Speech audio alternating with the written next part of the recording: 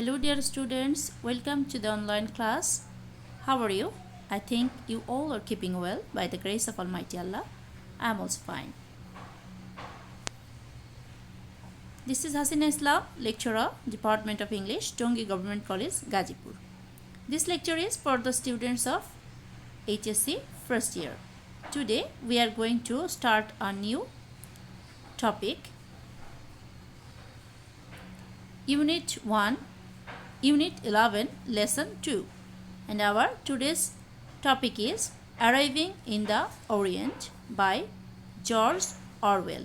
I think you have finished the previous lesson that I have given in my previous lecture, that is from Unit 11, Lesson 1. So today we are going to start Unit 11, Lesson 2, Arriving in the Orient. Actually, this story is written by George Orwell, a writer. First of all, we are going to know about George Orwell. During the colonial era, that is from 1757 to 1947, the English came to India in great numbers in search of fortune. Many young women in quest of husbands also traveled to India. Actually, it was the period of colonization. At that time, English people set up their colonies all over the world, and so many English men and women visited this area. Okay, so our writer George Orwell, he spent a part of his early life in Burma, that is now in Myanmar, and then an English colony serving as a police officer. Actually, he was a police officer there, and he served in Burma at that time, that is from 1903 to 1950. In the following extract taken from his Burmese days, we get the picture of the journey of a young English woman, Elizabeth, across the sea by ship and her arrival in Burma. She has a typical colonial mindset and fantasizes a glorious life in India. Her attitude to the colony is also characteristic of the colonizers that liked the land and the landscape, but was dismissive of the people called natives and their way of life. Actually, Elizabeth, our protagonist of this story, she visited India and she had the mind set up as the colonizers or the English people had, and she visited India, and they called the people of this subcontinent natives. Okay, so the people of this subcontinent was known as natives. So we are going to start the story. Elizabeth spent £30 on summer frocks and set sail immediately. So Elizabeth started her journey to this subcontinent. The ship, heralded by rolling porpoises, plowed across the Mediterranean and down the canal into a sea of staring enamel-like blue, then out into the green vasties of the Indian Ocean. That is, on the way, she describes her journey here. They started from the Mediterranean and they reached in the Indian Ocean. Okay, so the water was very deep, like enamel blue. Okay, so where flocks of flying fish skimmed in terror from the approaching hull. That is, so many fishes were flying from the approaching hull. At night, the waters were phosphorescent and the wash of the bow was like a moving arrowhead of green fire. Elizabeth loved the life on board ship. Here, Elizabeth describes her journey on the ship. Okay, so the natural scenery is described here. She was going to love India, she knew. That is, she thought she is going to love India. She had formed quite a picture of India from the other passengers' conversation. She had even learned some of the more necessary Hindustani phrases such as idhar, idhar aao, jaldi, sahib log. That is, she memorized some phrases, okay, Hindi phrases. So, in anticipation, she tasted the agreeable atmosphere of clubs with pankhas flapping and barefooted white turbaned boys reverently slamming, and maidens were bronze English men with little clipped moustaches galloped to and fro, and working people balls working polo balls. It was almost as nice as being rich, the way people lived in India. Actually, he fantasized this picture. He thought the people of India are very rich, and they are also, you know, they are living a very luxurious life. And this is the imagination. This is of Elizabeth. They sailed into Colombo through green, glossy waters where turtles and black snakes plotted basking. So he found some, sea snake and tortoise. Those were basking. That is, those were taking sun rays. Okay. A fleet of champans came reaching out to meet the ship. Actually, they are on the way, and some champans, that is small boats, were coming, propelled by coal black men with lips stained redder than blood by Betelgeuse. That is, the people who were rowing the boats were black like coal, and they had their red lips with because they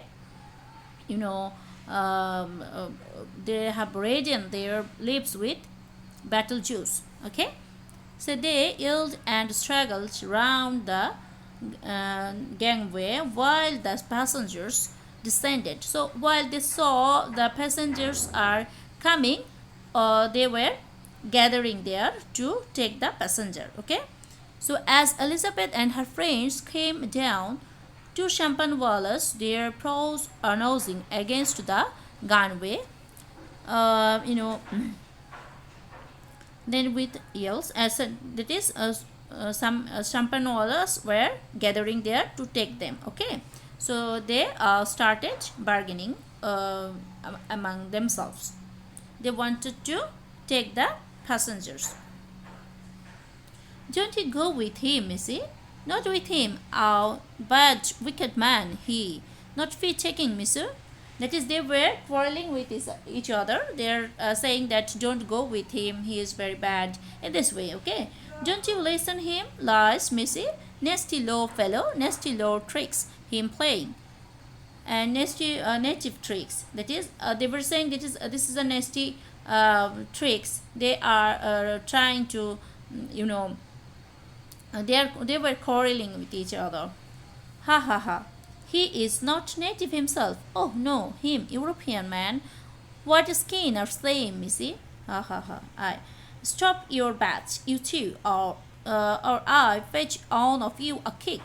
That is, on a Elizabeth's husband is saying that please stop your fighting, or otherwise I will give you a kick. Okay, so said the husband of Elizabeth's friend. Elizabeth's husband friend was saying this. Okay, he was a planter. They stepped into one of the champagnes and all round towards the same bright quest, and the successful champanwala turned and discharged at his rival a mouth full of spittle, which he must have been saving up for a very long time.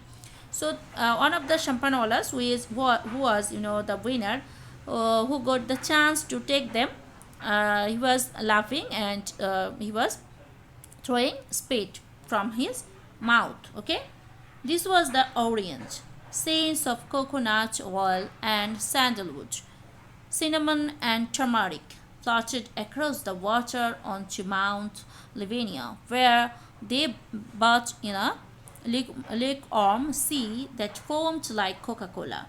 Here we get a picture of this place. Okay, so there were coconut trees, and the scents of coconut oil were coming, sandalwood, okay, and different types of spices were coming from there. The smell of spices were coming from there. Okay, she came back to the ship in the evening, and they reached Rangoon a week later. That is, it took 1 week to go to Rangoon. Okay, north of Manjali, the train filled with wood. That is, in the place north of Manjali, the train took fuel. It was wooden driven train, and it was going very slowly. Crawled at 12 miles an hour across a vast parsed plain bounded at its remote edges by blue rings of hills. The train was going through the hilly area. Okay, white egrets stood poisoned, motionless, like herons, and piles of drying chilies gleamed crimson in the sun. So they found some red chilies. Those were the color of those chilies were like crimson in the reflection of sun.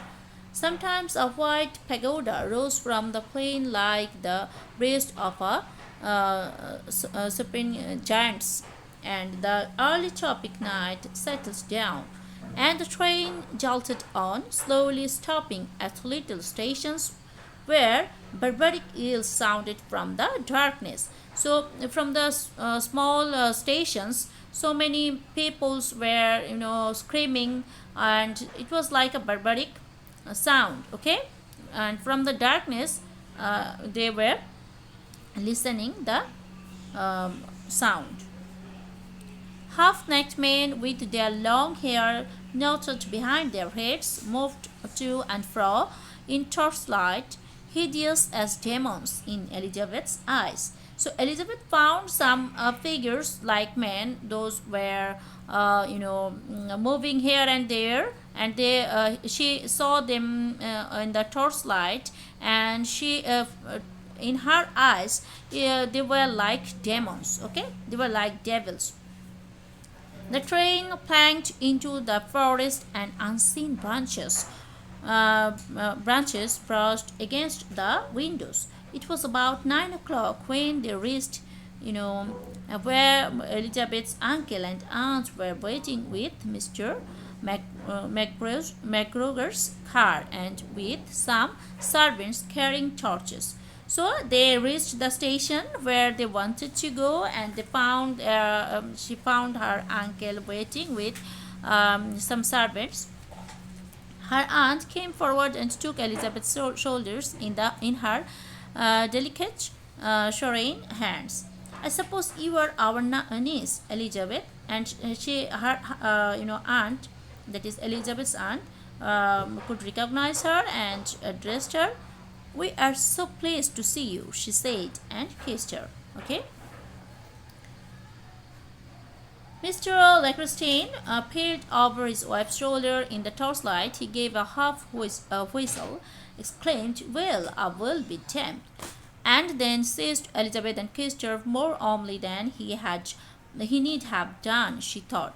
She had never seen either of them before. That is, they are their relatives, but they didn't see each other, and they have reached there, and they were warmly welcomed by their